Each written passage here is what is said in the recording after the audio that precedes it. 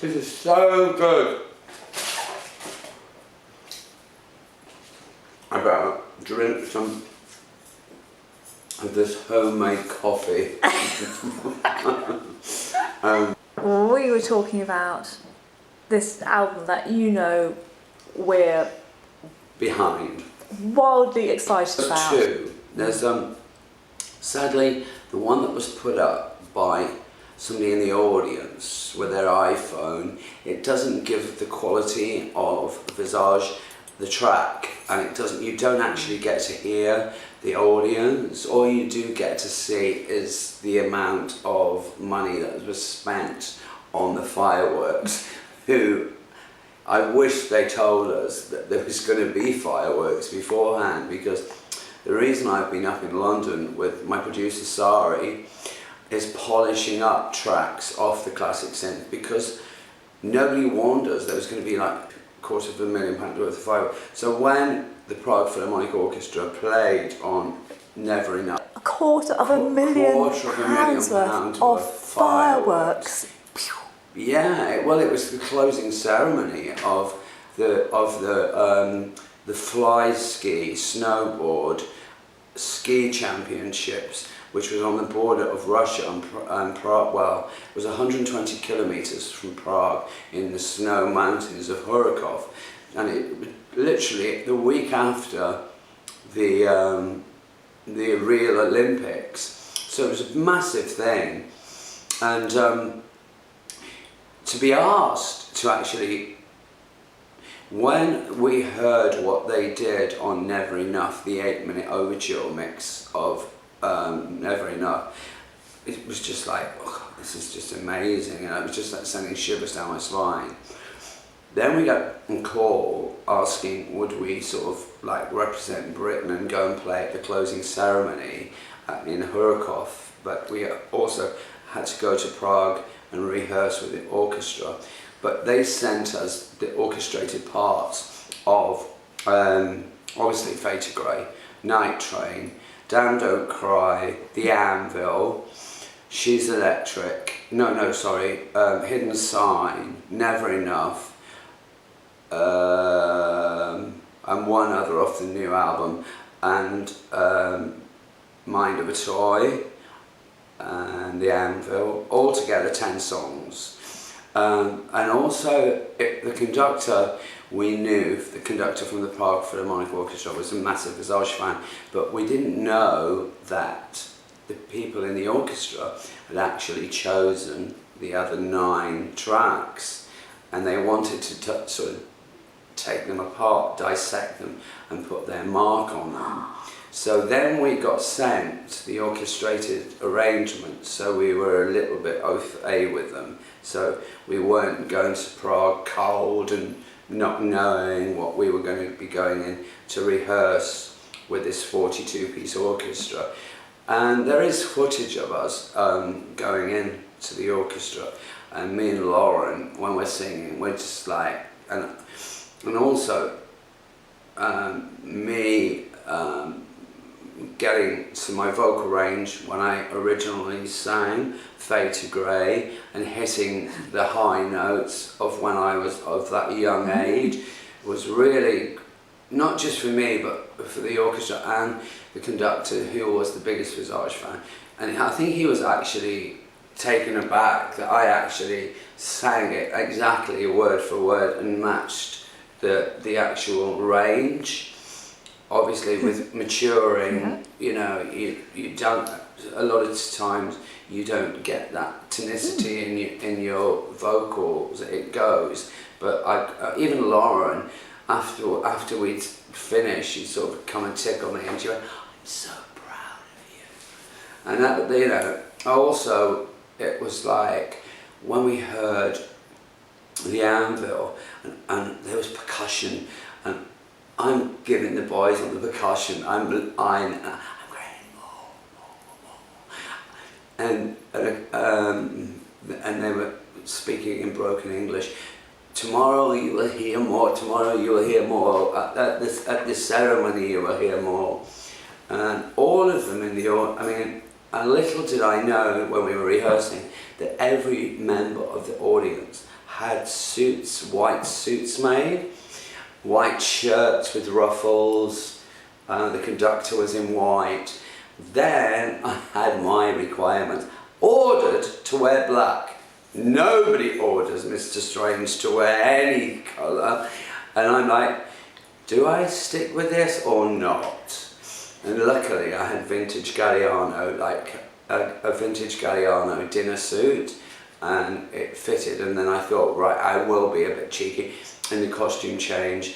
I'll wear a Charlie Viego jacket, which was sort of black, white and pink, and I changed the hat because of all the snow. I thought, well, a white hat with snow, with all the Swarovski crystals on the Stephen Jones hat, because all the black Galliano was black, and black Swarovski crystal on the Stephen Jones hat. And I just thought, well, let's just go for it in the costume change. They can't tell me to take it off, so I did a sneaky costume change. Poor Lauren though, bless her. She's on stage and she's got this, I styled her in this long flowing gown to be sort of like ladylike with an orchestra. Then I thought, well, it's a bit too, like, I don't know, it needed to be rocked up a bit. So then in our clothing, there was like a vintage Galliano biker jacket with a fur collar. So I said, stick that on top. So and good job she did, because it was, in the daytime it was fine with what we were wearing. I think I might have had a body warmer on in the day, but I'm not 100% certain. But the temperature hadn't dropped to 12 below zero.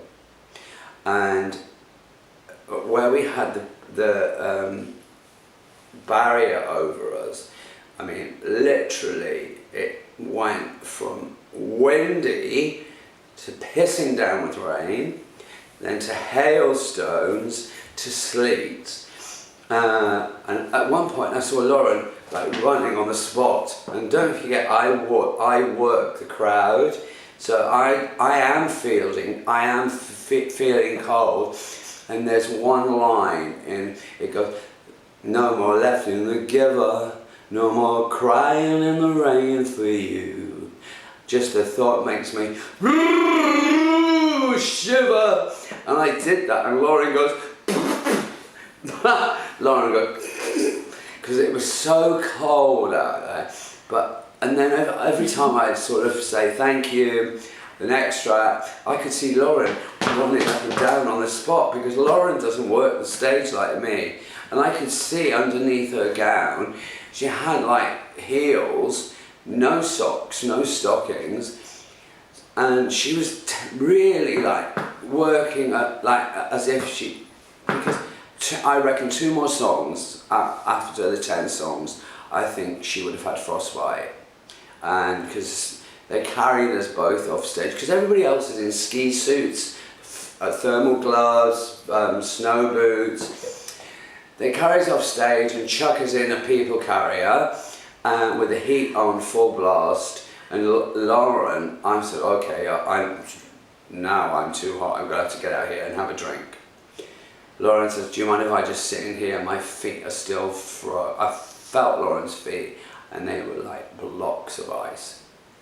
But because of the fireworks at the end, the conductor and the producer, Sari, flew in, and we've been polishing up the tracks. But I don't think this album is going to be out realistically until we've got Hidden Sign is out in about 3 to 4 weeks time. Then we've got She's Electric. And then I think around about September time will be the Synth Classic album with the full 42-piece orchestra. It's 4 months anyway. Oh, that's not too long, Steve. May, June, July, August, 4 months. It'll be here like that. It will. Yeah, I mean, to be quite honest, It's like nothing I've heard.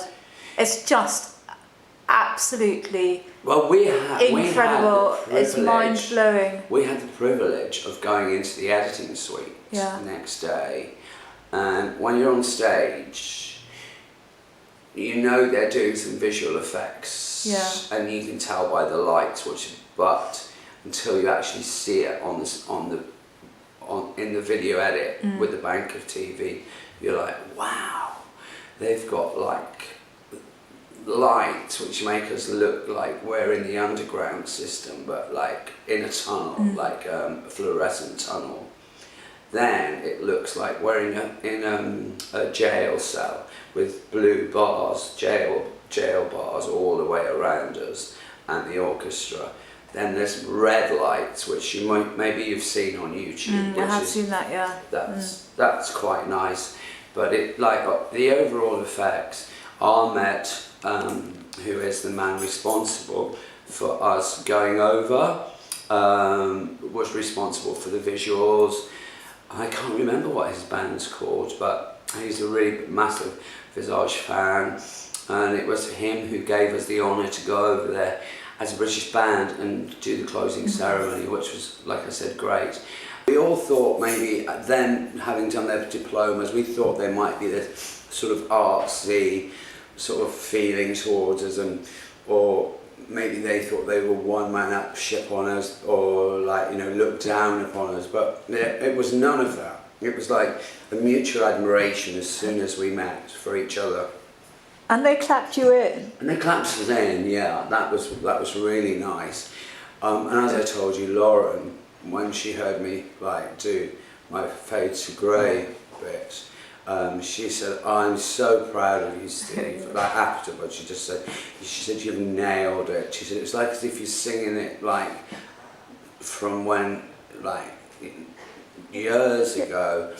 And also, it was just like the conductor has been a massive fan ever since even before he went to sort of musical college.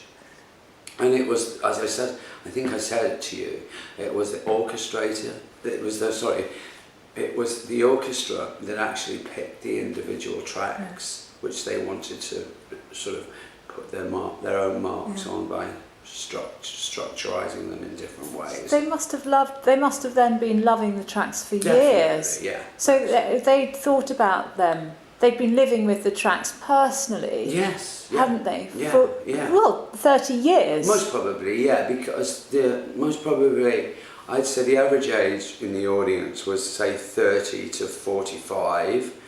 So I'd say the people that chose the tracks were most probably came on with the first album or came on second or third album, you know, because one track we never played on the night was Love Glove, and they've asked if they can add that, and they've also said we didn't sing Tar because two members of the audience had their choices left in a hat.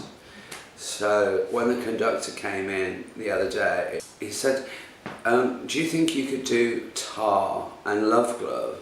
So I said, "So that's how many songs?"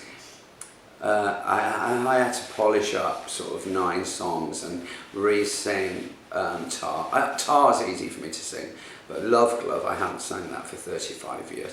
And they also wanted me to sing In the Year 2525, which to me is so hard to sing because I was singing that song, it was the first song I'd ever sang with Midge Ure, and I was singing it at EMI Studios, and I wanted to impress Midge that I could sing, and I know that In the Year 25, when it was written, it was about the world coming to the end, and I'm holding literally on to in the vocal booth, and I'm going, "In the year 25, as it's coming to the end, and I'm going, if woman can survive, and I'm like literally singing it like the world is going to end any second now. So to redo this song, it's like, Sally, the producer, says to me yesterday, he goes, "Steve, I think you've done incredibly well by doing 9 songs." But anyway, other things I've got in the pipeline, I'm doing, I think, going to be going back to art, because at school, when I went off the rails, and I did that portfolio, which got me the work with Glenn Matlock, first, and got me the work with Malcolm McLaren. I've decided that I want to start dabbling, doing sort of something that I was really good at school and sort of let it slip by for a time, that I want to go back into that as well and do something like that. And I also looked at my old portfolio of fashion illustrations when I used to design for PX, and I've updated a collection that I did of basically clothes like from Robin Hood, Robinson Crusoe, the French Revolution, Little Lord Fauntleroy. I've sort of updated it and made it more present, and the bustle and the sort of like gauntlets with, like, you know, the gauntlets which have the laces up, and blouses that blues out with a bit of ruffle as well.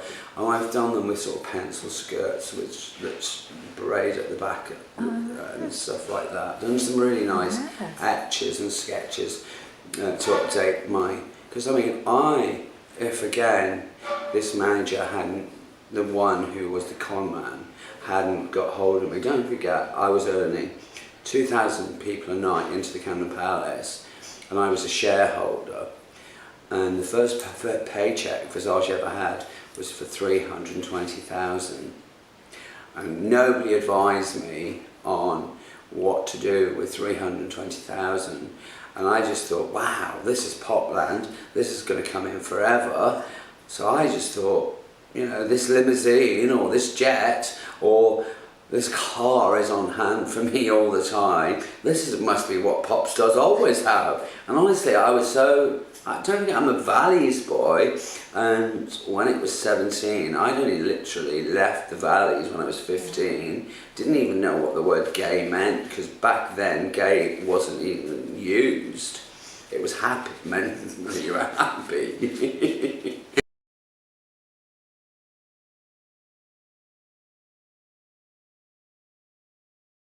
He reviewed this as the cover.